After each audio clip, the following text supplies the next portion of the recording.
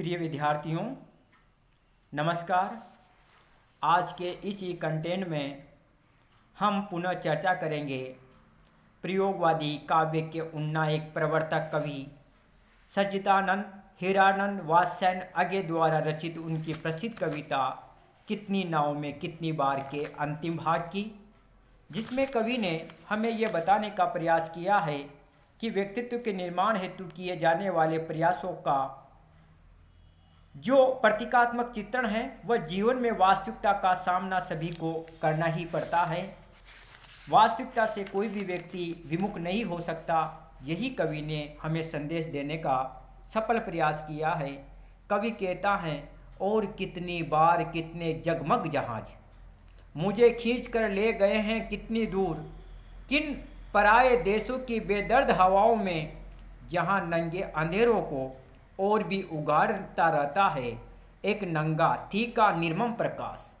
जिसमें कोई प्रभामंडल नहीं बनते,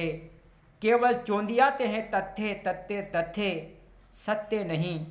अंतहीन सच्चाइयाँ, कितनी बार मुझे खिन विकल संत्रस्त कितनी बार। कवि कहता है कि कितनी ही बार मुझे कितने ही उच्च आकांक्षा रूपी जहाज खींच करके काफ़ी दूर तक ले गए, और कितनी बार कितने जगमग जहाज, कितने ही आकांक्षा रूपी जो जहाज हैं वह खींच करके काफ़ी दूर तक ले गए, और उनके कारण मैं पराये देशों की सर्द हवाओं के समान अनेक कष्टकारी स्थितियों से घिरा रहा तथा उनका सामना भी करता रहा। और कितनी बार कितने जगमग जहाज मुझे खींच कर ले गए हैं कितनी दूर, किन पराये देशों की बेदर्द हवाओं में, जहाँ नंगे अंधेरों को और भी उघाड़ता रहता है एक नंगा तीखा निर्मम प्रकाश। कवि कहता है कि अनेक कष्टकारी स्थितियों से घिरा रहा तथा उनका सामना करता भी रहा। तब ऐसी स्थितियों में मुझे रहना पड़ा जहाँ पर केवल निराशा एवं निपट व्यवस्था से घिरा रहा। फिर भी उन अंधेरे क्षणों में स्वयं के व्यक्तित्व का निर्माण करने की चेष्टा करता रहा। फलस्वरूप एकदम निराशा के क्षणों में भी जीवन के एताज से विलग नहीं हुआ। उसका चमत्कृत कर देने वाला क्षीण प्रकाश मेरा मार्ग प्रशस्त करता रहा, जिसमें कोई प्रभा मंडल नहीं बनते, केवल चौंधियाते हैं तथ्य तथ्य तथ्य, सत्य नहीं अंतहीन सच्चाइयाँ, कितनी बार मुझे खिन विकल संत्रस्त कितनी बार। कवि कहता है कि मैं उन अंधेरे क्षणों में भी समस्याओं से घिरा रहता हुआ भी, कष्टों से घिरा रहता हुआ भी, बाधाओं से संलिप्त होता हुआ भी स्वयं के व्यक्तित्व का निर्माण करने की चेष्टा करता रहा। परिणाम स्वरूप एकदम निराशा के क्षणों में भी जीवन के यथार्थ से विलग नहीं हुआ। उसका चमत्कृत कर देने वाला जो क्षीण प्रकाश है वह मेरे मार्ग को, मेरे लक्ष्य को प्रशस्त करता रहा। वास्तविकता ये कि जीवन में व्यक्तित्व का साक्षात्कार केवल अंतहीन सच्चाइयों से ही नहीं होता, अपितु उसमें कुछ आत्म संवेदनाएं भी रहती है, जिससे खिन्न व्याकुल एवं संत्रस्त रहने पर भी आगे बढ़ने जाने का या आगे बढ़ते जाने का उत्साह बढ़ता रहता है। इसी तरह कितनी ही बाधाओं का सामना करने से तथा कितने ही प्रयासों से व्यक्तित्व का निर्माण और जीवन लक्ष्य की प्राप्ति हो जाती है।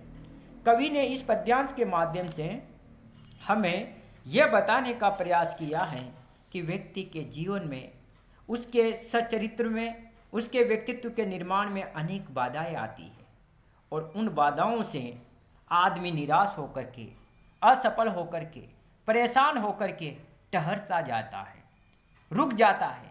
अपने व्यक्तित्व को धूमिल कर बैठता है। लेकिन कवि हमें एक संदेश देता है, हमें एक प्रेरणा देता है, आज की युवा पीढ़ी को एक नया रास्ता बताता है और उत्साहित करता हुआ एक सफल संदेश देता है कि मेरे जीवन में भी अपने व्यक्तित्व के निर्माण के क्षणों में अनेक बाधाएं, अनेक परेशानियां, अनेक मजबूरियां, अनेक अवरोध आए, कष्ट आए, लेकिन मैं उन निराशा के क्षणों में भी, उन असफलताओं के पलों में भी, उस अवरोधों के जाल में भी अपने व्यक्तित्व के निर्माण की एक मध्यम जलती हुई झलक को, उजाले को, प्रकाश को देखता रहा। और वह प्रकाश की जो एक मध्यम किरण थी, जो उजाले की, जो व्यक्तित्व निर्माण की ओर ले जाने वाले रास्ते की एक छोटी सी चिंगारी थी, एक छोटी सी रोशनी थी, वह मेरे मार्ग को प्रशस्त करती रही। अर्थात मैं उसके उजाले में, उसके सहारे आशा से बंध करके, आत्मविश्वास से बंध करके अपने व्यक्तित्व के निर्माण के लिए प्रयासरत रहा, हमेशा आगे बढ़ता रहा। कवि कहता है कि यदि व्यक्ति अपने लक्ष्य के प्रति, अपने व्यक्तित्व के निर्माण के प्रति यदि निराशाओं से घिरने के बाद भी टूटता नहीं है, आत्मविश्वास को खोता नहीं है, अपनी कोशिशों को असफल मान करके बैठता नहीं है, तो उसके लक्ष्य प्राप्ति में बाधाएं तो आ सकती है,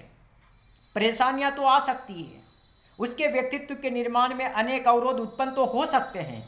लेकिन एक सफल व्यक्तित्व के निर्माण में जो बाधाएं आती हैं, वह बाधाएं यदि व्यक्ति एक सच्चे मन से अपने व्यक्तित्व के निर्माण के प्रति, अपने लक्ष्य के प्रति समर्पित होकर के काम करता है, अपने कर्तव्य करता है, सच्चे कर्म करता है, तो निश्चित रूप से एक दिन वह बाधाएं समाप्त हो जाती हैं और व्यक्ति को अपना वांछित लक्ष्य प्राप्त हो जाता है। कवि भी यही संदेश देता है कि मैंने अपने व्यक्तित्व के निर्माण के लिए अनेक समस्याओं का सामना किया, अनेक कष्टों को झेला, अनेक निराशाओं को झेला, अनेक बाधाओं को झेला, लेकिन मुझे उन बाधाओं के बीच में भी, उन असफलताओं के बीच में भी एक अच्छे व्यक्तित्व की जो झलक दिखाई दे रही थी, उस अच्छे व्यक्तित्व की झलक के वशीभूत होकर के